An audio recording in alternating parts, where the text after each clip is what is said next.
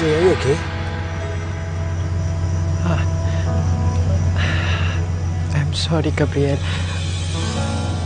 Masama lang talaga yung pakiramdam ko.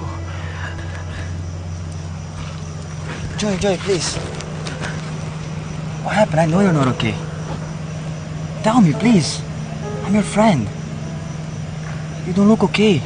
I can help you. Kita mo na? Naiisahan ka na ng baklitang yan. Pag hindi ka kagad kumilos, masusulot na ni Joey si Gabriel sa'yo.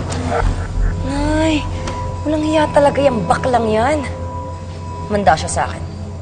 Gagawin kong bangungot yung ilusyon niya. Buisit siya.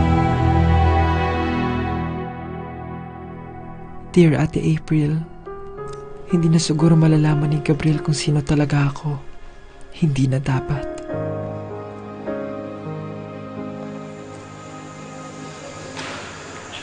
Joey, kanina ka pa hinahanap ni Gabriel.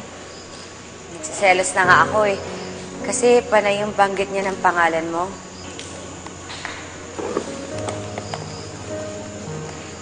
Kaya naisip ko, siguro dapat na nga kitang ipakilala sa kanya. Total yun naman yung usapan natin, di ba? Pakiramdam ko matatanggap ka naman niya kahit bakla ka. Siguro nga mas gusto ka niya kaysa sa akin. Hindi ka ba nagpipiro, Jasmine? Seryoso ako. Mamaya puntahan mo kami ni Gabriel sa labas, ha? Sasabihin ko na sa kanya yung totoo. Hey. Ayaw mo bang mag-join sa love? Mas gusto ko kasi dito eh. Tahimik, walang storbo, at higit sa lahat, masasolo kita. Gabriel, gusto mo ba ako? Yes. Yes, of course I like you. Nung isang sulatan pa lang natin, iba na ang naramdaman ko sa'yo. One of the reasons why I came here was to get to know you better.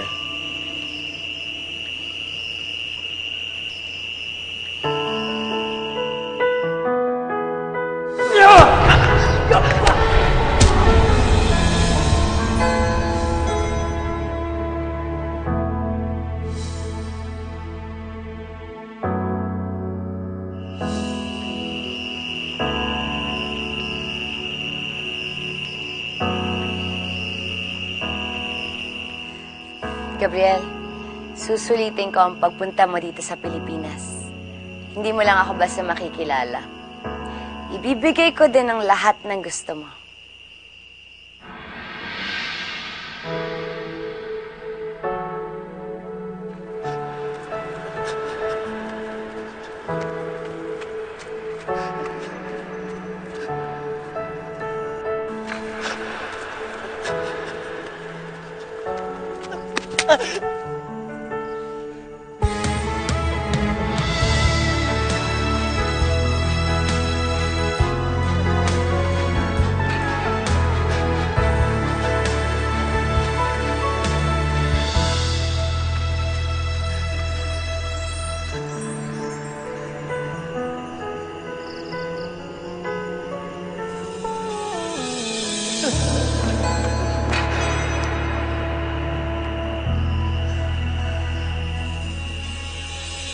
Jasmine, what was that all about?